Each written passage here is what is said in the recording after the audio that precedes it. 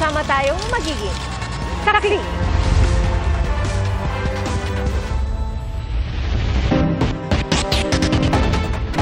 Humihingi na paliwanag ang Department of Transportation sa pamuna ng NLEX kung bakit hindi sila dapat parusahan kaugnay sa sumabit na truck sa Marilao, Bulacan.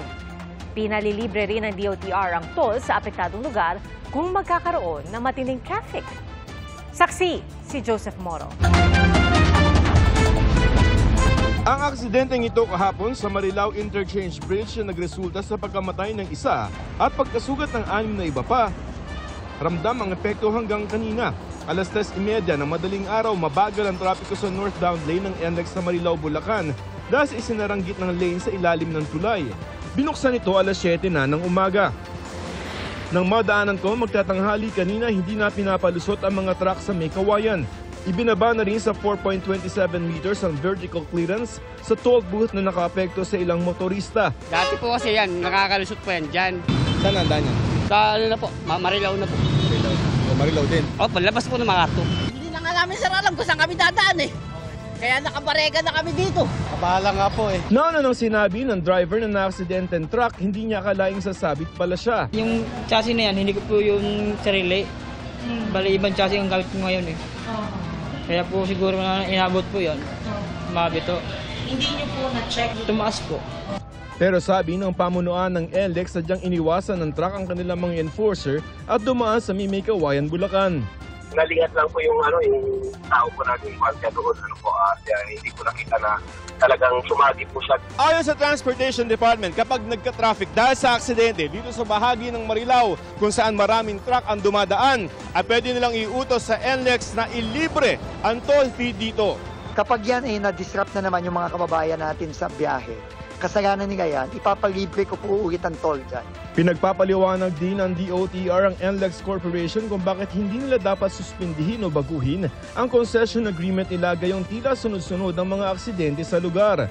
Sa isang pahayag, sinabi ng NLEX na nakikipagtulungan na sila sa DOTR, Toll Regulatory Board at sa PNP para sa investigasyon kaugnay ng pagsabit ng truck sa tulay. Magbibigay daw sila ng tulong sa apektadong pamilya. Giit pa ng NLEX, meron silang mga hakbang para paigtingin ang kanilang security laban sa mga lumalabag na motorista. Binigyan din nila ang kahalagahan ng pagsunod sa batas trapiko para sa kaligtasan ng lahat. Para sa GMA Integrated News, ako si Joseph Morong, ang inyong saksi.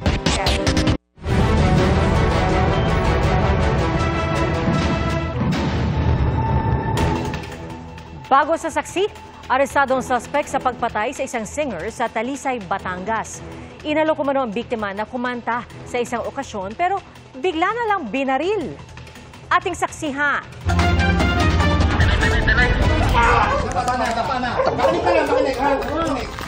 Walang kawala sa mga pulis ang lalaking ito nang arestuin sa Talisay, Batangas kahapon ng tanghali. Ang inaresto na si alias Tagalog, suspect sa pagpatay sa isang singer noong Martes. Ayon sa pulisya, naglalaro ng bingo ang biktima nang dumating doon ang suspect at nagkunwaring aalokin ang biktima na kumanta sa isang okasyon. Pero bigla raw binaril ng suspect sa ulo ang biktima.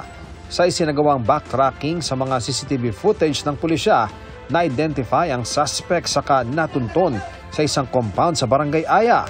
Pumasok po sa isang iskinita sa Barangay Aya at natuntun po ng mga kapulisan natin na doon po siya nagtago. Doon nahuli po natin yung suspect.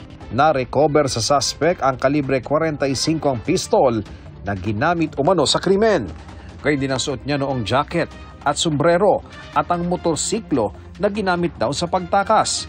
Based po doon sa aming investigation, ay siya po ay inupahan upang gawin po yung krimen, upang patayin po yung ating biktima. So, with regards po sa kung sino po nag-utos ay inaalam pa po ng mga kapulisan natin. Sasampahan ng kasong murder ang suspect na maring itinanggi ang paratang. Pero ang mga kaanak ng biktima, positibong kinilala ang suspect. Kahit itanggi niya, kitang-kita ko yung ng mata niya, yung boses na nakilala ko agad siya. Saka yung shape ng mukha niya. Hindi ako pwedeng magkamali. Panawagan nila, aminin nila ng suspect kung sinang utak sa likod ng krimen.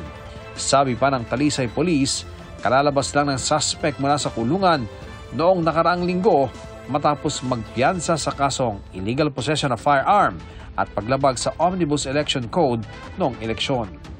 Hinahanap na rin ang sinasabing lookout na nakita umanong umaaligid sa lugar bago ang pamamaril. Paghihiganti ang tinitingnang motibo sa krimen. Patuloy ang investigasyon. Para sa GMA Integrated News, ako si Ian Cruz, ang inyong saksi. Kritikal ang lagay ng 18 anyos na driver ng MPV na bumangga sa isang kotse sa Tagaytay, kung saan 3 ang patay, kabilang ang isang buntis. At sa Tagaytay Police, kasalukuyan siyang naka-hospital arrest dahil sa tindi ng tinamong sugat. Gayunman, sinampahan na siya ng reklamong reckless imprudence resulting in multiple homicide, physical injuries, and damage to property. Nagpapagaling pa ang ibang pasahero ng MPV. Kinuha naman na ng kanilang kaanak ang labi ng 3 nasawi sa disgrasya. Hustisya ang kanilang hiling at tulong pinansyal para sa pagpapalitin. Samantala, tinutukoy pa kung sino ang may-ari ng MPV na ipinatawag na rin ng Land Transportation Office. Timbog ang isang TNVS driver na inireklamo ng pangahalay ng kanyang pasahero. Ang suspect na nabisong may itinatagong mga cellphone na hindi kanya, iimbestigahan kung may iba pang nabiktima. Saksi si John Consulta. Kanya-kanya ng pwesto ang mga tauhan ng NBI-NCR sa bahaging ito ng Cainta Rizal at nang maispatan na nila ang subject, mabilis siyang hinarang at dinakma ng mga ahente. Ikaw yan. Positive. NBI-NCR kami, National Bureau of Investigation, National Capital Region. Hinuhuli ka namin sa kasong rape, panggagasa, na nangyari noong Sunday, early morning. Arestadong 24 anyos sa TNVS driver na umunoy ng abuso ng kanyang naging pasahero sa Southern Metro Manila. Ayon sa NBI, nangyari yan nang makatulog ang pasahero sa gitna ng biyahe, pasado alas 3 na madaling araw noong linggo. Nagulat siya when nung nagising siya is the vehicle is already on a stop mode, tapos nakapatong na sa kanya yung driver, and in her struggle to extricate herself from the lewd acts by the driver, sinuntok siya sa sikmura at nanghina siya. Nang tangkain daw ng driver na may kunin sa unahang bahagi ng sasakyan, doon na nakakuha ng tiyempo na makatakbo papalabas ng kotse ang biktima. Pero bago ito ay nahablot pa raw ng suspect ang kanyang kwintas at naiwan ng bag na may lamang cellphone at cash. Sa isinagawang live lineup ng NBI, positibong itinuro at kinilala ng biktima ang suspect na siyang nambiktima sa kanya. Isinuko naman ng tiyuhin ng suspect ang cellphone ng biktima, pero hindi lang isang cellphone ang tinurn over na nasa pag-iingat ng suspect. We found out that there are also other phones where he kept the phone. We don't know yet whose phones are those. We're still looking for means on how to find out whose phones are those, because it could be that it belongs to some other persons or some other victims. Nang tanongin namin ang suspect kung ginawa nga niya ang krimen, humingi ako ng patawad. Siyempre tao lang din po ako. Nadadala sa tukso. Wala namang sa mundo natin, wala namang perfecto. So sisikapin ko naman po na harapin lahat ng parusang nakatang para sa akin nagawa. We will be furnishing LTO the results of our investigation para kung meron silang punitive action against itong mga klaseng driver na ito. I think this is a way forward for all of us to protect the commuting public. Inaanyayahan ng NBI-NCR ang iba pa mga posibleng naging biktima ng suspect na magtungo lang sa kanilang tanggapan para maghain ng karagdagang reklamo. Para sa GMA Integrated News, John Consulta, ang inyong saksi. Mahigit 50 Chinese militia vessel ang namataang nagkukumpulan sa Rosso Reef sa West Philippine Sea. Ayon sa Philippine Coast Guard, 2 araw nang naroon ang mga barko ng China. Nagpadala na raw ang PCG ng mga rubber boat para malapitan ang mga ito. Ayon kay PCG spokesperson for the West Philippine Sea, Commodore J. Tariela, animoy mga ghost ship daw ang mga ito na tila walang sakay na tao. Ilang beses na rin daw niradyohan ang mga barko pero walang nasagot. Posibleng nais raw ng China na igiit ang kanilang pagmamay-ari sa lugar. Pero nanindigan ng PCG na hindi sila magsasawa sa pag-challenge sa mga militia vessel ng China. Patuloy rin daw ang pagbabantay nila sa lugar. Binigyan ng Ombudsman ng 10 araw si Vice President Sara Duterte para sagutin ang reklamong isinampa ng Kamara. Kaugnay po ito sa paggamit ng mga confidential funds. Saksi, si Joseph Moro. Pinasasagot ng Ombudsman si Vice President Sara Duterte at ilan itong tauhan sa Department of Education at Office of the Vice President tungkol sa inihaing reklamo ng House of Representatives kaugnay ng umuni maanumalyang paggamit ng confidential funds. Sa order na inisyo ngayon at eksesibong ipinakita sa GMA Integrated News, inatasan ng Ombudsman si Duterte na magbigay ng kanyang kontrasalaysay sa loob ng 10 araw. Ito ay laban sa reklamong isinampa ng Kamara nitong Lunes para sa umunay plunder, technical malversation, falsification, use of falsified documents, perjury, bribery, corruption of public officers, betrayal of public trust at culpable violation of the Constitution. June 10 nang irekomenda ng House Committee on Good Governance and Public Accountability na sampahan ng reklamo si Duterte at iba pa dahil sa umunay maanumalyang paggamit ng 500 million pesos na confidential funds ng Office of the Vice President at 112.5 million pesos na confidential funds naman ng Department of Education. Kabilang sa iba pang sinampahan ng reklamo ang Chief of Staff ni Duterte na si Atty. Zuleika Lopez, mga disbursing officer niya sa DepEd na sina Edward Fajarda at Gina Acosta at Assistant Secretary niya na si Atty. Sunshine Fajarda. Sabit din sa reklamo sina Colonel Raymond Dan de la Chica, Commander ng Vice Presidential Security and Protection Group at Lieutenant Colonel Dennis Nolasco. Ayon sa Ombudsman, kung hindi makakapagsumite ng kanilang counter-affidavit ang mga respondent, ay itinuturing na itong waiver nila at itutuloy na ang preliminary investigation sa reklamo. Sinusubukan namin kunan ng pahayag ang kampo ni VP Sara at ng iba pang mga respondent. Para sa GMA Integrated News, Joseph Morong ang inyong saksi. Nauwi sa pisikala ng away kalsada ng 2 rider sa Lapu-Lapu City sa Cebu. Base sa post ng isa sa mga sangkot, ihatid daw sana niya sa trabaho ang kanyang asawa nang banggain daw sila sa likod ng motorsiklong minamaneho ng lalaking nakasuot ng uniforme ng City Hall. Hinabol daw niya ito pero nang di siya mapansin ay hinarangan niya ito. At doon na raw nagalit ang kawani ng City Hall hanggang sa magkapisikala na sila. Nahinto lang ang away nang pumagitna ang kani-kanilang mga angkas. Kinumpirma naman ng administrator ng Lapu-Lapu City na kawaningan nila ang sangkot na motorista at pinagsusumiti na nila ng written report. Lumapit na rin daw sa kanila ang nakaalitang rider at hinimok nilang magsumiti ng formal na reklamo. Sinusubukan pa ng GMA Regional TV na makuna ng pahayag ang magkabilang panig. Isang social media personality ang tutulong sa PNP para maging fit ang mga tauhan nila. Ang payo niya sa mga pulis, magbawas ng kanin. Saksi, si June Veneracion. Tawagin niyo akong pambansang coach ng kapulisan. Siya ang social media personality at fitness coach na si Rendon Labador. Base sa kasunduan ni Labador at ng Police Community Affairs and Development Group. Tutulong siya sa fitness program ng nasabing police unit. Ginagawa ko po ito ng libre. Libre. Nagpresenta po ako, pati yung aking mga coaches, para tumulong. Sa pamamagitan ng kanyang ilalatag na 93-day functional workout at diet, tiyak na mababawasan daw ng timbang ang mga pulis. Bilang pagsunod sa direktiba ni PNP Chief Nicolas Torre III, ginagawa niya raw ito dahil malapit sa kanya ang PNP bilang anak ng isang retiradong general.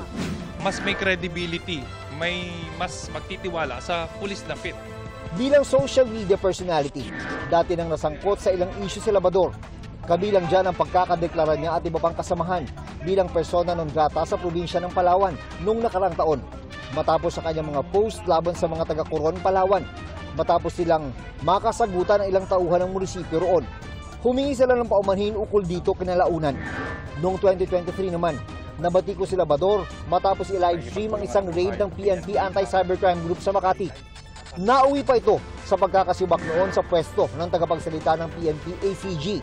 Naniniwala naman ang Police Community Affairs and Development Group na hindi makakaapekto sa kanila ang imahe sa social media ni Labador. As far as the PKG is concerned, focus lang kami doon sa fitness.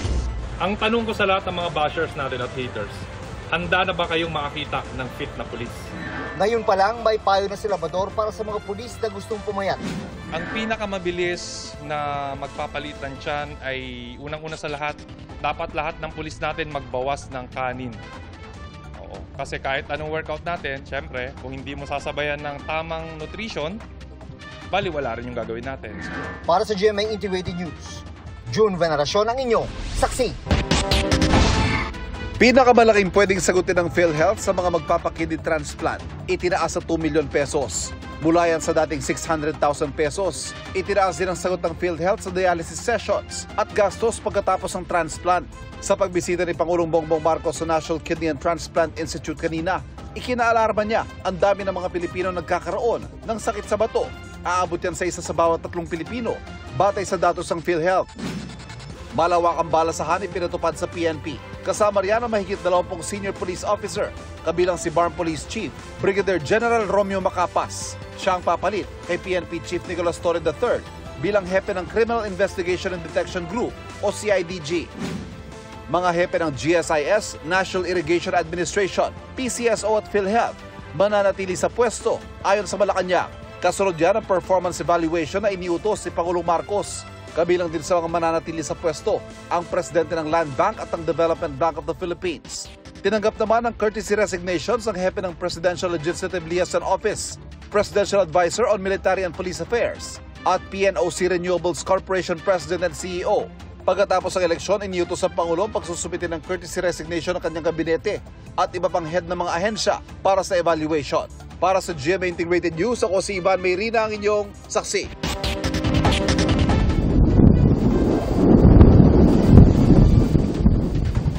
Sumabog ang rocket na SpaceX Starship 36 habang sumasailalim sa testing sa Texas, Amerika.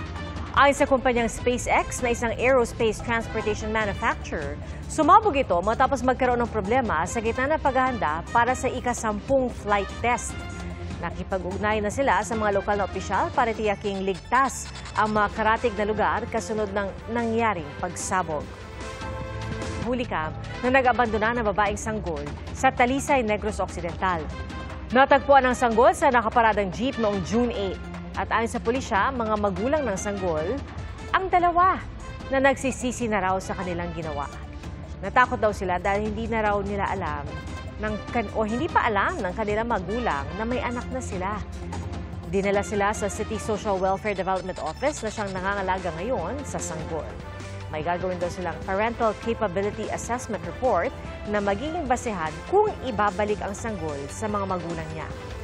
Ang Talisay City Police hihintayin pa raw ang rekomendasyon ng Talisay CSWDO at Talisay City Legal Office tungkol sa pagsasampa ng kaso.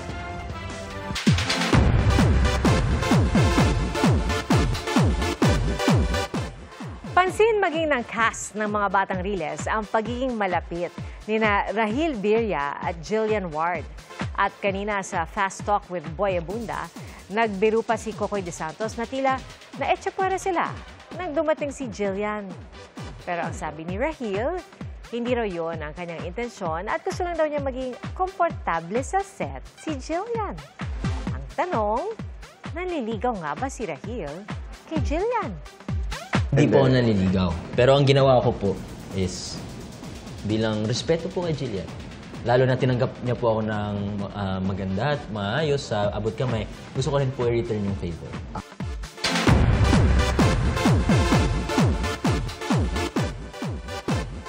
Malaki raw ang panghihinayang ni Kylie Padilla sa pagkawala ng kanyang karakter na si Amiha noong Encantadia 2016. Naputol kasi ito dahil sa hindi inaasahang bagay. I got pregnant, so Unexpected. it was unexpected. And I really didn't know how else to handle it. Sobrang malaking, not just regret, it's a huge, feeling ko kailangan ko pang bumawi. Sana, dream kong mapanood kami ulit na kompleto kami nang hindi patay si Amihan. Para pambawi lang sa mga kapatid ko. Oo, sa kanila. Oo. It's really painful to see them not complete just because of me.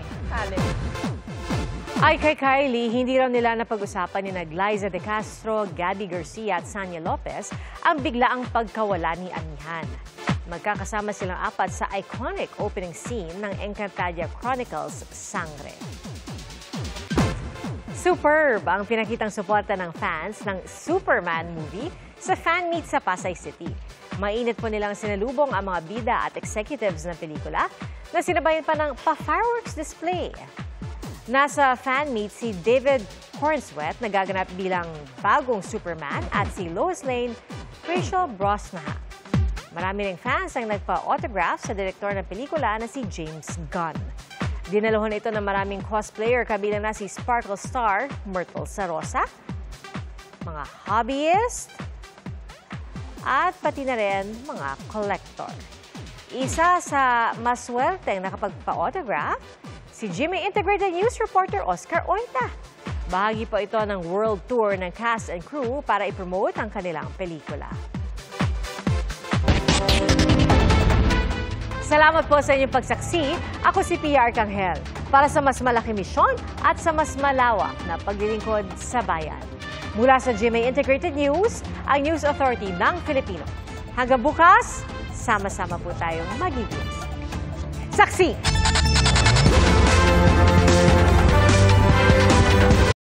Mga kapuso, maging una sa saksi. Mag-subscribe sa GMA Integrated News sa YouTube para sa iba't ibang balita.